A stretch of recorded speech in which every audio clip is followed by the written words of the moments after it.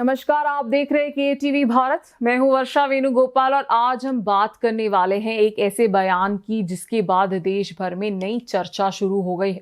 ये बयान आया है डिफेंस मिनिस्टर राजनाथ सिंह की तरफ से और मुद्दा है सिंध। 23 नवंबर को दिल्ली में आयोजित सिंध समाज कॉन्फ्रेंस में राजनाथ सिंह ने एक ऐसा स्टेटमेंट दिया जिससे सबका ध्यान उनकी तरफ मुड़ गया। उन्होंने कहा, चाहे सिंध आज भारत का हिस्सा ना हो, लेकिन सभ्यता के मामले में सिंध हमेशा भारत का हिस्सा रहा है और जहां तक जमीन की बात है, बॉर्डर्स बदल भी सकते हैं। क्या पता कल को सिंध फिर से भारत का हिस्सा बन जाए। ये सुनकर कॉन्फ्रेंस में बैठे लोग भी सरप्राइज हो गए। आपको बता दें, सिंध आज पाकिस्तान का एक बड़ा प्रांत है। 1947 का पार्टीशन से पहले सिंध अनडिवाइडेड इंडिया का हिस्सा था। पार्टीशन के बाद सिंध पाकिस्तान में शामिल हो गया।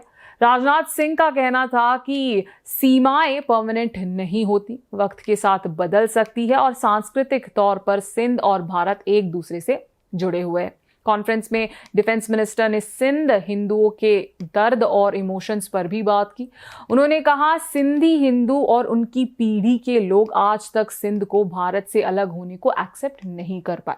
हिंदू सिंधु नदी को पवित्र मानते हैं और सिंध के काफी मुसलमान भी मानते हैं कि सिंधु का पानी मक्का के अब ए जमजम से कम पवित्र नहीं है। राजनाथ सिंह ने फिर कहा, सिंध हमेशा भारत का हिस्सा रहेगा और बॉर्डर्स वो बदल सकते हैं। क्या पता सिंध एक दिन फिर भारत में वापस आ जाए। सिंध के लोग चाहे कहीं भी रहते हो, वो हमारे अपने हैं। इसके बाद राजनाथ सिंह ने सिटीजनशिप अमेंडमेंट एक्ट CAA पर भी डिटेल में बात की।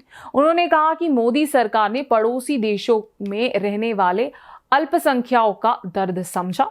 उन्होंने कहा, उनका घर जला दिया गया, बच्चों को मार दिया गया, बेटियों के साथ टॉर्चर हुआ, जोर जबरदस्ती धर्म बदलाया गया और जब वो किसी तरह बचकर भारत आए तो वोट बैंक की पॉलिटिक्स करने वाली सरकारों ने उनके साथ बुरा बर्ताव किया। राजनाथ सिंह ने कहा, अगर किसी ने इनका सच्चा दर्द समझा तो वो है हमारे प्रधानमंत्री नरेंद्र मोदी। इसलिए हमने सिटीजनशिप अमेंडमेंट बिल को लेकर आए।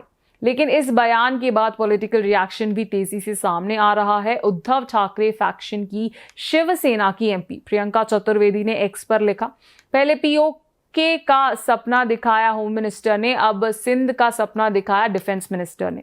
लेकिन भारतीयों को ये चाहिए कि दिल्ली ब्लास्ट को एक्ट ऑफ वॉर डिक्लेयर किया जाए। इस पर सरकार चुप है।